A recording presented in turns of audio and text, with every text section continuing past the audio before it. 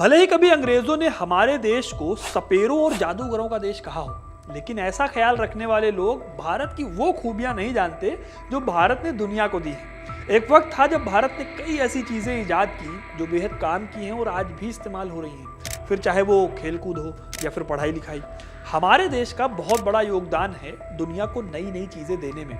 आज मैं आपको वो 5 चीजें बताऊंगा जो भारत ने दुनिया को दी है।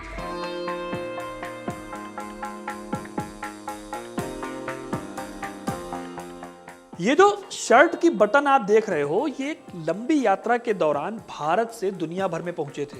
बटन का इतिहास तो करीब 5000 साल पुराना है, क्योंकि इस बटन के सबूत हड़प्पा सभ्यता में मिलते हैं। शर्ट को दोनों साइड से बंद करने के लिए इस्तेमाल होने वाले ये बटन सीप से बने हुए थे। इन बटनों को अलग अलग शेप में बनाया जाता था। हालांकि तब इनका काम शर्ट को टांकने या बांधने के लिए नहीं होता था, बल्कि इन्हें सजावट के लिए इस्तेमाल किया जाता था। लेकिन एक इंटरेस्टिंग बात यहाँ पर यह है कि इन बटनों में धागा डालने के लिए तब भी छेद बनाए जाते थे। सबसे पहला बटन जो मिलता है वो सिंधु घाटी में मोहनजोदाड़ो में पाया गया था। ये एक घुमावदार खोल से बना हुआ था और लगभग 5000 साल पुराना था। करीब 2800 से 2600 ईसा पूर्व में कोट दीजी में भी ऐसे ही बटनों के सबूत मिलते हैं। ये हड़प्पा सभ्यता का एक शहर हुआ करता था। हालांकि शर्ट में जैसे हम आज बटन लगाते हैं, उसके सबूत हमें 13वीं सदी से मिलते हैं। उसके बाद तरह तरह के बटन बनाए जाने लगे और फिर कपड़ों में इस्तेमाल होने लगे। दूसरा है शैम्पू। आज मार्केट में आपको केमिकल से लेके नेचुरल और ना जाने कैसे कैसे शैम्पू मिल जाएंगे, लेकिन इस दुनिया में जो पहला शैम्पू इस्तेमाल किया गया था वो इंडिया में बना था। शैम्पू हिंदी के चांपी शब्द से मिलकर बना है, जिसका मतलब होता है मालिश। प्राचीन काल में भारत बालों की मालिश के लिए इसका इस्तेमाल करता था। राजघरानों की औरतों के बालों को सजाने के लिए रीठा, शिकाकाई, आंवला और नेचुरल ऑयल वगैरह का इस्तेमाल करके कभी कभी जड़ी बूटियों से एक प्रॉपर लेप तैयार करते थे। आगे चलकर इस परंपरा को मुगलों ने भी खूब अच्छे से अपनाया। राजा महाराजाओं के साथ साथ बड़े बड़े व्यापारी भी इसका इस्तेमाल करने लगे थे। फिर जब मुगल काल में अंग्रेज भारत आए तो उन्होंने शैम्पू बनाने की ये टेक्निक सीख ली।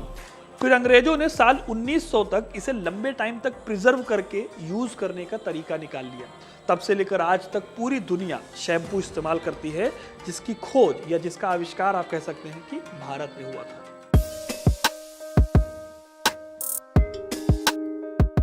प्राचीन भारत में एक खेल हुआ करता था। इसमें 64 खाने होते थे और बड़े चाव से इसे खेला जाता था।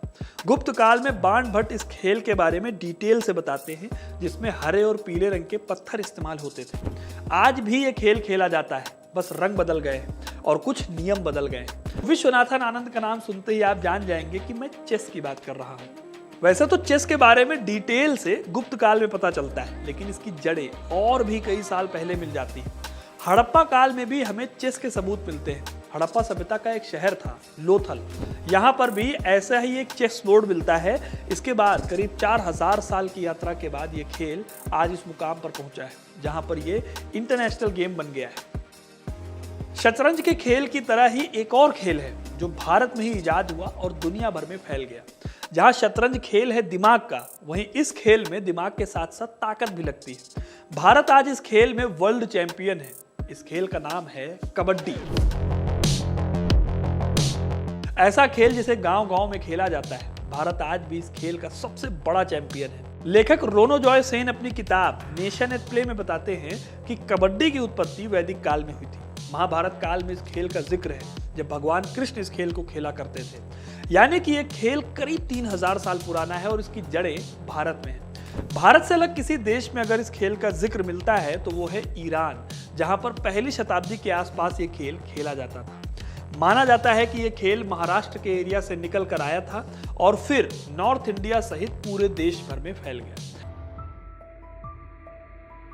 हम अपनी ही सभ्यता को कैसे पीछे छोड़ देते हैं, उसका एक सटीक एग्जाम्पल है फ्लश टॉयलेट। 21वीं सदी की शुरुआत में हमारे देश में बड़े पैमाने पर आबादी के पास टॉयलेट नहीं थे। वो खुले में शौच करने के लिए मजबूर थे। लेकिन शायद आप में से ज़्यादातर लोगों को ये नहीं पता होगा कि भारत ने ही पूरी दुनिया को फ्लश टॉयलेट का कॉन्सेप्ट सिखाया था। सिंधु घाटी सभ्यता में करीब 3300 ईसा पूर्व में ऐसे कई फ्लश टॉयलेट मिलते हैं जो बताते हैं कि हड़प्पा सभ्यता कितनी विकसित थी। ऐसे ही फ्लश टॉयलेट रोमन काल में भी मिलते हैं। हालांकि ये फ्लश आज की तरह नहीं थे, लेकिन इसमें तेजी से पानी को बहाकर सीधे मल को नाली में गिरा देने का सिस्टम था। फिर हड़प्पा के डिक्लाइन के बाद ये सिस्टम भी गायब हो गया। जब हड़प्पा सभ्यता की खोज हुई तब जाकर पता चला कि फ्लश टॉयलेट की जड़ें तो भारत से जुड़ी हुई हैं। तो दोस्तों, ये थी वो 5 चीजें जिनका आविष्कार भारत में हुआ था। आपको इनमें से किस चीज के बारे में पता था, हमें कमेंट करके जरूर बताइएगा। वीडियो को लाइक और शेयर करना ना भूलें। धन्यवाद।